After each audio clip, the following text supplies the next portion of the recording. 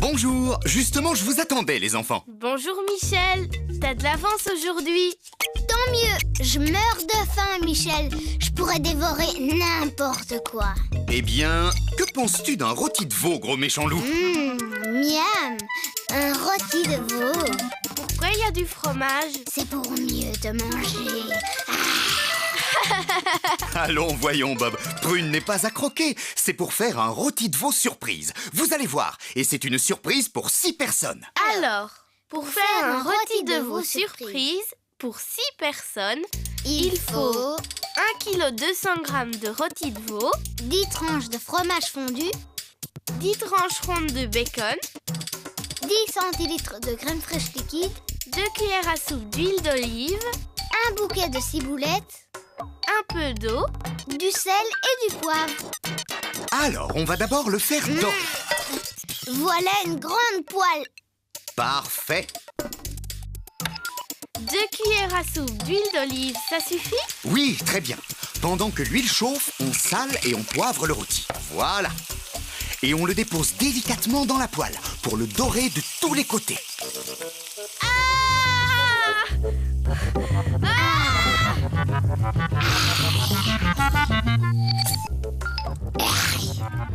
C'est bon. Ensuite, on le sort pour le mettre à refroidir. Sur une planche en bois. Merci, Bob. On fait quoi avec la graisse qui reste dans la poêle? On la jette dans l'évier. Puis, on remet la poêle sur feu fort. Tu l'as pas bien nettoyé. T'as vu tout ce qui reste au fond? Faut le retirer. Surtout pas! Ce sont les sucs. Les sucs? C'est la substance que produit la viande quand on la fait dorer et qui sert à faire le jus du rôti. Ah, je sais, en ajoutant de l'eau. Exactement, Prune. On appelle ça déglacer une poêle. 10 centilitres suffisent largement.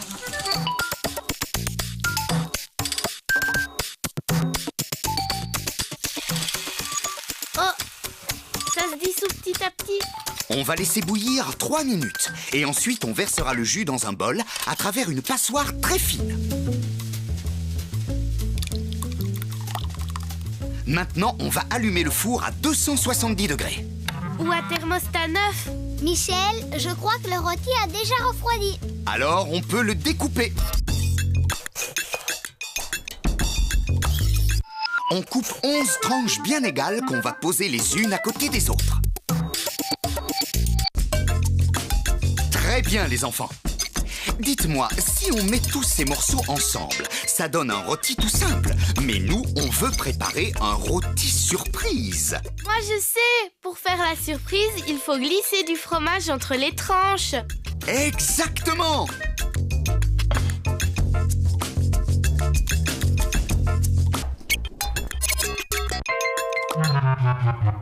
Et pour faire une plus grande surprise, on ajoute aussi le bacon. Et ça, c'est le travail du grand méchant loup. C'est une excellente idée. Bravo, mes petits chefs. Maintenant, il nous faut du papier alu pour envelopper le rôti. 2 grandes feuilles qu'on va poser l'une sur l'autre et sur lesquelles on va mettre le rôti.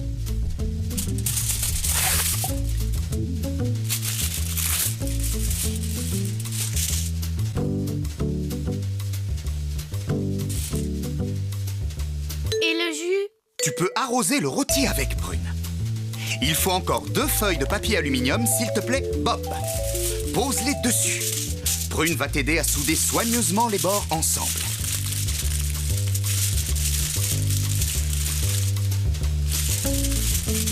Tu crois que ça va rester bien fermé? On dirait un bonbon géant. Bob, tu veux bien verser 30 centilitres d'eau dans ce plat, s'il te plaît? On va déposer le rôti dedans. Comme ça? Dans l'eau? Carrément? Mais Michel, c'est pas une île flottante. Ne vous inquiétez pas, l'eau va très vite s'évaporer dans le four et la vapeur va accélérer la cuisson du rôti. Ça cuit pendant combien de temps? 1 heure. 1 heure? Minuteur programmé. Et on n'oublie pas ses gants pour mettre le rôti au four.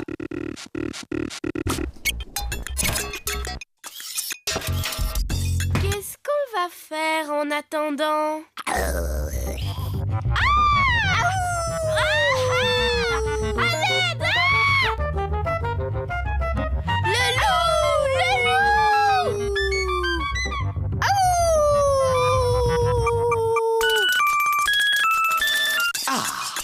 toujours avec les gants, on sort le plat et on fait très attention.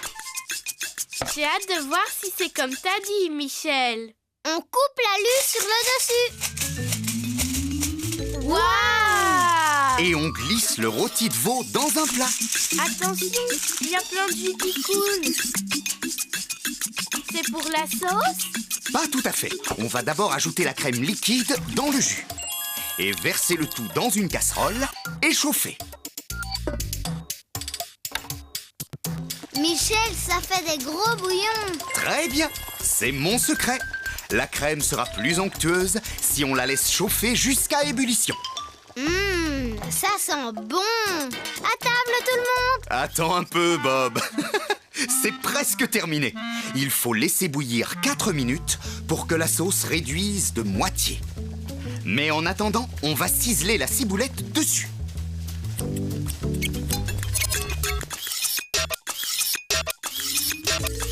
Je crois que la sauce est une réussite totale. Ouais, c'est bon cette fois. On va enfin manger. Une seconde, Bob. Je voudrais savoir si tu te souviens du secret. Le four doit être allumé. Ah oui! Il faut verser la crème dans le jus du rôti, la cuire à gros bouillon, et comme ça la crème sera plus onctueuse. Bravo, mes petits chefs. Tiens, une grosse part pour notre grand loup affamé. Délicieux! Avec le fromage et le bacon, ça fond dans la bouche. C'est une bonne surprise. Coucou les enfants, qu'est-ce que vous avez là? Des costumes de lapin. Ma copine Charlotte nous a invités cet après-midi. On doit tous être déguisés et on doit apporter un gâteau. Alors on a pensé que... Tu pourrais nous aider? À enfiler vos costumes? Non, Michel, à faire un gâteau. Oh oui, je sais exactement ce qu'il faut. Tu vois, je savais qu'il voudrait. Je vous propose un gâteau aux carottes. C'est l'occasion ou jamais. Des carottes? Mais Michel, c'est un dessert qu'on veut, pas une entrée. Le gâteau aux carottes est un dessert. Ça existe vraiment? Oui, vraiment, et c'est délicieux. Vous allez étonner vos amis. Trop cool. Par quoi on commence? Pour un gâteau aux carottes, il faut 6 œufs, 250 g de carottes, 210 g de sucre en poudre, 200 g d'amandes en poudre, 2 cuillères à soupe de fécule de maïs, un citron, un sachet de levure chimique, 2 grosses pincées de cannelle en poudre et une pincée de sel. Pour le glaçage, 250 g de sucre glace, un demi-citron et 2 cuillères à café d'eau. Bon, j'épluche les carottes. Très bonne idée. Bob, si tu veux, dès qu'elle aura fini, tu les râperas au-dessus d'une assiette en utilisant le petit côté de la râpe. Pour l'instant, tu peux casser les 6 œufs en séparant les blancs des jaunes dans 2 saladiers. D'accord? D'accord, chef. Pendant ce temps, on préchauffe le four à 150 degrés. Thermostat 5. J'ai fini. Pendant que Bob râpe les carottes, tu peux verser 210 g de sucre en poudre sur les jaunes et les battre au fouet électrique à vitesse moyenne jusqu'à ce que le mélange blanchisse. 3 minutes environ. Opération râpage de carottes terminée. Dis donc, je les ai épluchées, moi. On dirait que tu as oublié. Heureusement que vous êtes 2 à le préparer, sinon le gâteau ne serait jamais prêt à temps. Bob, tu veux bien râper le citron, s'il te plaît? J'en ai marre de râper. Tu peux le faire, toi? D'accord, je vais d'abord le laver. Et presser le jus d'un demi-citron, tu peux? Oui, ça je veux bien. On le verse dans le saladier des jaunes d'œufs. On ajoute 2 cuillères à soupe de fécule de maïs. C'est quoi la fée du maïs? La fécule, c'est de la farine de maïs pour épaissir. Un sachet de levure chimique pour que ça gonfle. Et un sachet de levure chimique. Maintenant, 2 grosses pincées de cannelle en poudre.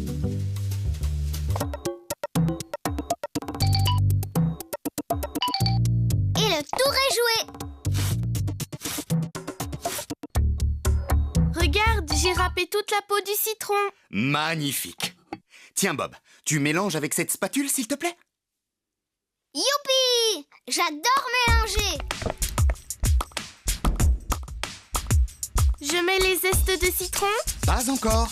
D'abord les carottes et ensuite le citron. Ah.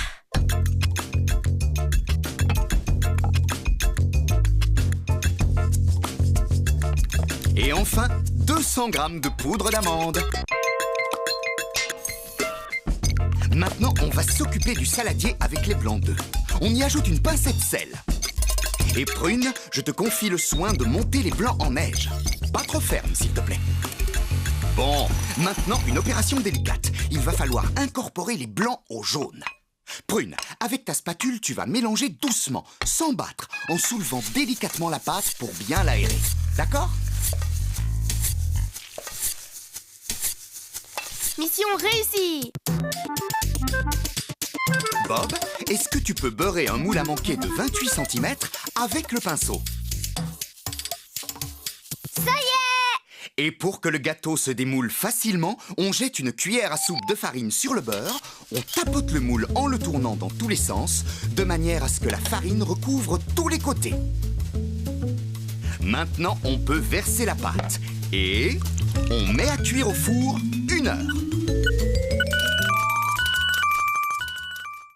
Les enfants, vous préparez la grille, j'arrive. Le temps de sortir le gâteau du four.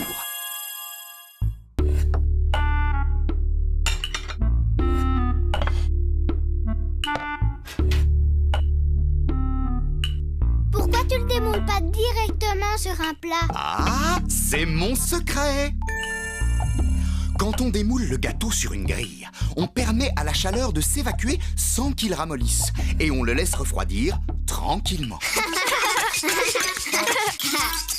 Je crois que c'est bon. Parfait, on peut préparer le glaçage. Bob, tu veux bien poser une passoire fine sur un saladier et verser 250 grammes de sucre glace dedans? Maintenant, tapote le bord de la passoire avec une cuillère pour faire tomber le sucre en pluie dans le saladier. Très bien. Prune, tu vas ajouter un jus de citron, 3 cuillères à café d'eau et tu mélanges pour obtenir une pâte consistante comme de la crème fraîche épaisse. On va poser le gâteau sur un plat. Je le fais. Maintenant, on le nappe avec le glaçage. On étale avec une spatule jusqu'à ce que ça coule sur les côtés. Et voilà, il n'y a plus qu'à laisser le gâteau à l'air pour que le glaçage durcisse. Il y en a pour combien de temps? Une demi-heure. Super, on a le temps d'aller mettre nos costumes. Tu viens, Prune? Nous voilà. Oh, des lapins géants! Faut pas avoir peur, Michel. On est gentil comme lapin. Oui, mais des lapins géants quand même. Ne t'inquiète pas, tu sais qu'on va pas te croquer. Comme une carotte. Ah bon, vous me rassurez. Alors, qu'en pensez-vous? Oh, il est magnifique. Il sent trop bon. Je crois qu'on va se régaler. Heureusement qu'on l'a laissé refroidir sur la grille.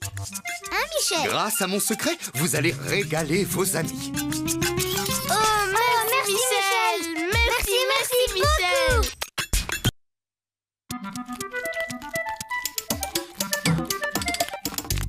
Attention, Prune, c'est moi qui vais gagner. Alors là, ça m'étonnerait. Bonjour les enfants. Vous avez l'air de bien vous amuser.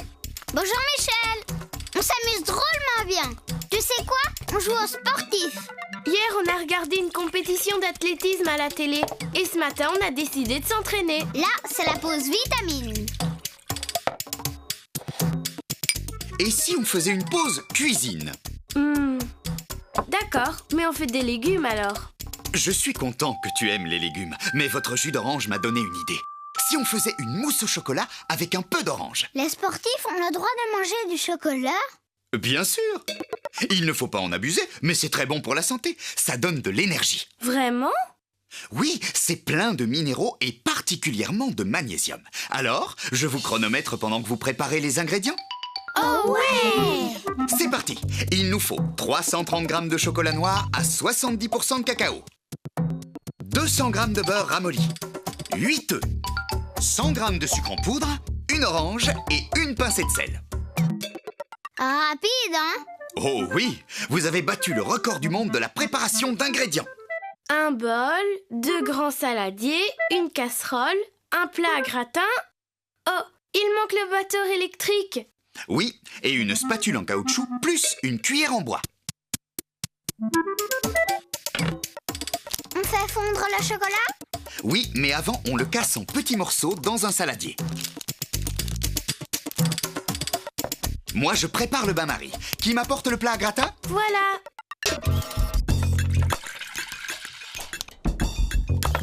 On a fini. Parfait. Maintenant, c'est ici que ça se passe. On va poser le saladier dans l'eau chaude. Attention, il ne faut pas que l'eau bout pour que le chocolat puisse fondre doucement. Je croyais que vous étiez des champions de course. Ben, on attend que tu nous donnes le signal. Top! Le premier arrivé à la table a gagné. Hurrah! Qu'est-ce que j'ai gagné? Le droit de jeter les pelures d'orange à la poubelle. Ah, je crois que je me suis fait piéger. Et le droit de goûter la mousse le premier. Ah! On fait quoi avec le jus d'orange? On le verse dans le chocolat fondu? Pas tout de suite, car d'abord, on va en faire un sirop dans la petite casserole. On ajoute combien de sucre? 100 g et on fait chauffer le tout à feu moyen.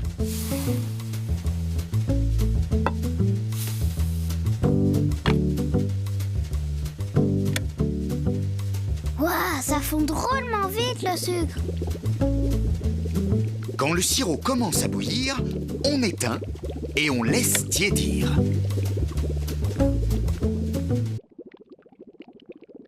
Le chocolat est bientôt prêt. On s'occupe des œufs? Oui, on va séparer. Ne dis rien à Michel, je sais. On sépare le blanc des jaunes et on met les blancs dans le grand saladier pour les monter en neige. Il est jaune dans le bol? Exact. T'es prêt? Haha! Oui!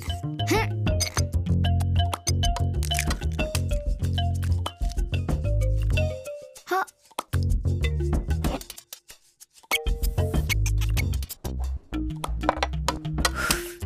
La chance, Michel n'a rien vu. Bien sûr que si, mais ça va.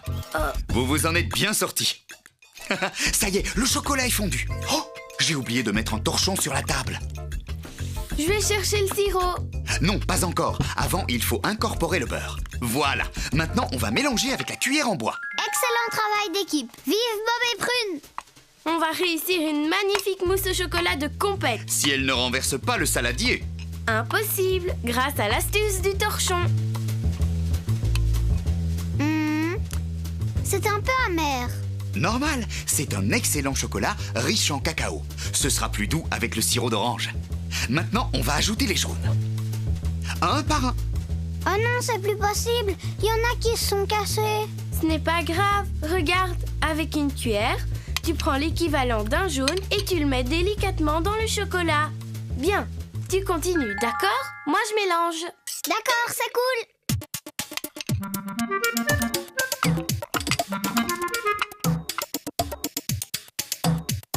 Michel, on les a tous incorporés. Parfait, mélange encore un peu. On va pouvoir ajouter le sirop d'orange tiède. Bob, tu peux mettre une pincée de sel dans les blancs.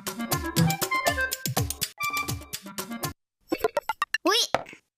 Je peux les battre? Allez, pour une fois. D'accord, mais c'est moi qui décide quelle compétition on fera après. Si tu veux. Il ne faut pas les monter trop fermes. Oh, mais ça va pas faire une mousse trop molle? Mais non. Voilà mon secret. Quand les blancs sont trop fermes, ils se mélangent mal au chocolat. Et qu'est-ce qui se passe? La mousse est complètement ratée. Elle est pleine de grumeaux blancs. Prune, tu veux pas finir, s'il te plaît? Tu te débrouilles très bien. Voilà, c'est parfait. Est-ce que tu veux les mélanger au chocolat? En fait, je préfère que Prune le fasse. Bien, alors tu vas verser doucement le chocolat sur les blancs. Avec la spatule en caoutchouc, c'est mieux. Oh oui. Et je soulève par en dessous pour ne pas les écraser.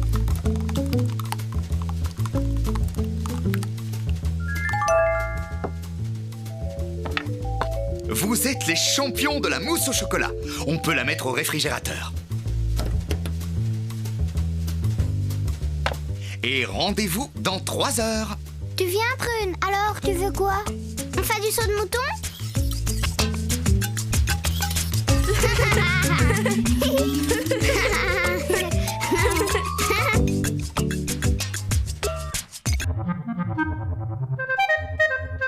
Eh bien, quels efforts, les enfants! Bob va avoir les mollets bien fermes. C'est son secret à lui pour me battre. C'est le contraire du secret de Michel pour la mousse au chocolat. Ben oui, Michel, il bat pas les blancs trop fermes. Et du coup, sa mousse est délicieuse. Tu m'en donnes encore?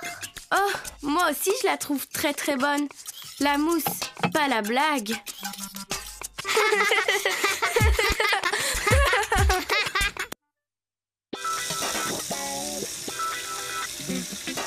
T'as oublié de nettoyer là? Oh! Et toi? T'as sorti le beurre du réfrigérateur pour qu'il soit bien ramolli? Oui, monsieur, c'est fait. Michel a fait plein de petits dessins amusants pour nous expliquer la recette. Alors, un bol mesureur, un saladier, un fouet.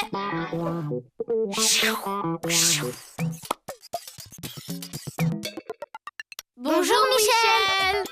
Vous êtes des assistants extraordinaires, les enfants. Tu sais, plus tard, je voudrais devenir chef comme toi. Tu es déjà un chef, Bob. Moi, j'aime bien voir les gens se régaler avec ce que j'ai préparé. Ça, c'est le secret des grands chefs. Aimer faire plaisir aux autres. Et qu'est-ce qu'on fait aujourd'hui? Un soufflé au fromage! Vous avez une petite idée de ce que c'est? Quelque chose au fromage qui gonfle? Oui, tu n'es pas loin. On va faire une sorte de crème au fromage qui va gonfler dans le four et devenir toute dorée. Ça, c'est de la magie! Prune, tu as la liste des ingrédients? Oui, pour 4 personnes, il faut 5 œufs, 20 centilitres de lait, 100 g de gruyère râpée, 2 cuillères à soupe de beurre ramolli, 1 cuillère à soupe de farine, sel, poivre. Qui allume le four? Moi! Je le mets à combien? Thermostat 6 ou 180 degrés. J'ai l'impression qu'il va falloir séparer les blancs des jaunes. Oui, mais attention, on met les 5 blancs dans le grand saladier. Et seulement 4 jaunes dans l'autre bol. On garde le 5e jaune au frais dans un petit récipient pour une autre préparation. Il faut toujours un blanc de plus que les jaunes dans les soufflés. C'est ça, le premier secret. Pourquoi il faut un blanc de plus, Michel? Pour que le soufflé soit plus léger et gonfle mieux. On montera les blancs à la dernière minute. On va d'abord préparer la béchamel. C'est quoi? C'est une sauce qu'on fait avec de la farine? Est-ce que mes assistants sont prêts? Oui! Il nous faut une casserole. On règle sur feu moyen. On mesure 20 centilitres de lait qu'on verse dans la casserole. On ajoute la cuillère à soupe de farine, merci Prune. Et avec le fouet à main, on mélange bien sans s'arrêter. Et le mélange va épaissir. Comment on sait à quel moment on arrête? Quand la béchamel a la consistance de la crème fraîche, ça prend 4 à 5 minutes. On peut la faire plus ou moins épaisse, ça dépend du soufflé. Pour un soufflé aux épinards, par exemple... Un soufflé aux épinards! Même pas en rêve! Mais c'est délicieux, les épinards! Oui, mais je suis allergique. Vraiment? Toi, un futur grand chef? Oui, je suis allergique à tout ce que j'aime pas. Et Michel, on dirait que c'est bon. Regarde. C'est parfait. Le reste se passe hors du feu. Tu peux mettre un gant, Prune? On met la cuillère à soupe de beurre pendant que c'est chaud? Oui. Et on va ajouter 2 pincées de sel et un peu de poivre. On mélange au beurre. Quel beurre? Il a disparu. Maintenant, Bob, tu vas ajouter les jaunes. Et toi, Prune, tu vas mélanger très vite pour qu'ils ne durcissent pas en petits grumeaux. Je crois que c'est bon. Je te fais confiance, ma grande. On met la préparation de côté et on va battre les blancs en neige. Mais avant, on va ajouter sur les blancs... Un peu de sel. Vous allez bientôt pouvoir vous passer de moi. On commence à vitesse lente pendant 30 secondes.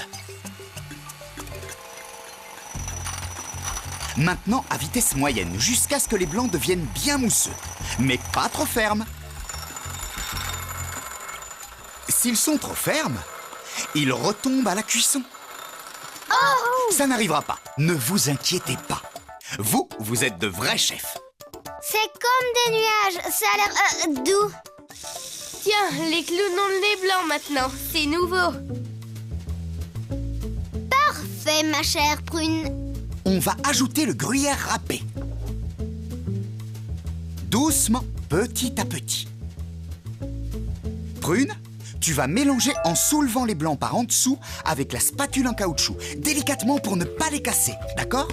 Si on risque de casser les blancs comme tu dis, Michel, alors pourquoi on n'ajoute pas plutôt le fromage à la béchamel? Le deuxième secret pour réussir le soufflé au fromage, c'est de mélanger le fromage au blanc, pas au jaune. Dans la béchamel chaude, le fromage va rendre la pâte élastique. C'est pas très bon quand c'est pas cuit. Alors, on va verser la béchamel délicatement. Oh! Et mélanger avec la spatule en caoutchouc, comme pour le fromage râpé.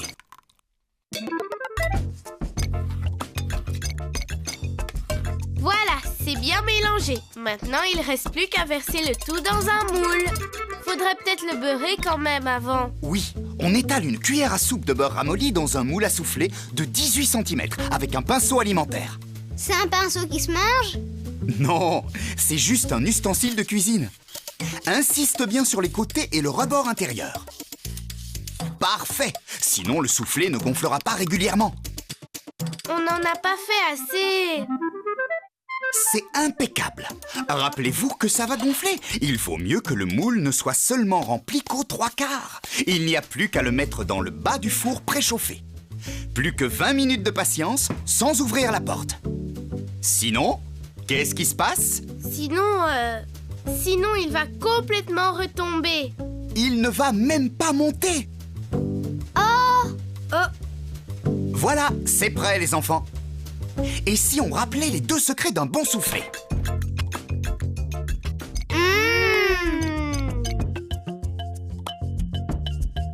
Oh, je sais! Il faut un blanc d'œuf de plus que les jaunes. Et mélanger le fromage au blanc en neige et pas au jaune. Oh, c'est magique! Ça fond tout seul dans la bouche. Pas besoin de mâcher.